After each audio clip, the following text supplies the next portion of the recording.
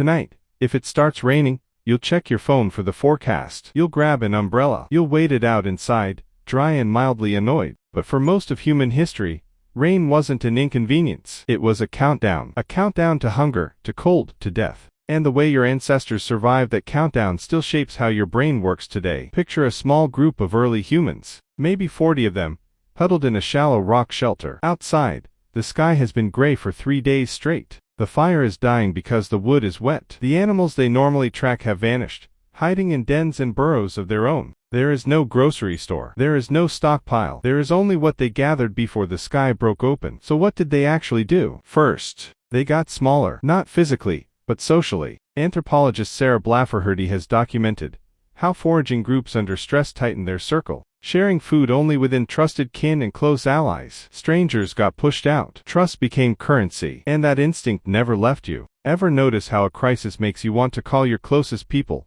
not your acquaintances? Second, they told stories. Long, uninterrupted hours in a dark shelter aren't wasted time. They're storytelling time. Researcher Daniel Smith, studying modern hunter-gatherer groups like the Igta in the Philippines, found that storytelling sessions during bad weather were dense with cooperation lessons, myths about sharing, and warnings about selfish behavior. The rain didn't stop culture, it built it. Here's the twist. You'd think a group trapped indoors for days would fray, snap at each other, fall apart. But it's often the opposite. Confinement under threat tends to bond people faster than comfort does. Shared hardship creates shared identity. This is why soldiers, survivors, and even coworkers stuck in a blackout together often feel closer afterward than people who spent the same hours in easy company. Third, they rationed not just food, but effort. Energy expenditure research on foragers shows that during bad weather, groups deliberately slowed down. Less hunting, less walking, more rest. Your ancestors weren't lazy during storms. They were calculating, conserving calories they couldn't easily replace. Your own body still does this. Ever notice how a rainy day makes you want to do nothing at all, even when nothing is stopping you? That's not laziness. That's 10,000 generations of survival math,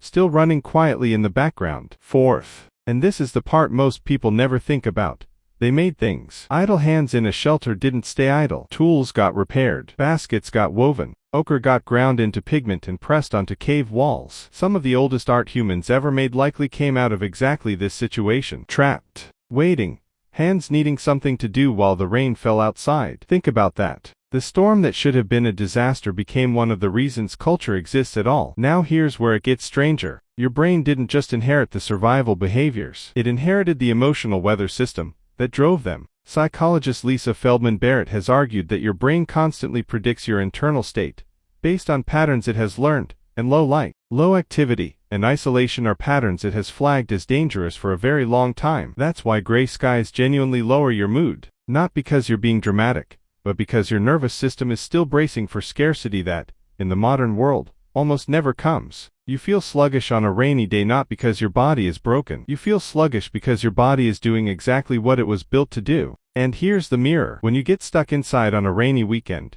and you find yourself calling an old friend, or finally starting that project you kept putting off, or just wanting to be near people you trust, you're not bored. You're not being unproductive. You're running a 40,000-year-old program, a program built in rock shelters, during storms your ancestors couldn't predict and couldn't stop. A program that turned isolation into intimacy, and stillness into art. So tonight, when it starts raining, and you reach for your phone to check the forecast, remember, you're not checking the weather. You're checking whether today is a day to gather your people closer.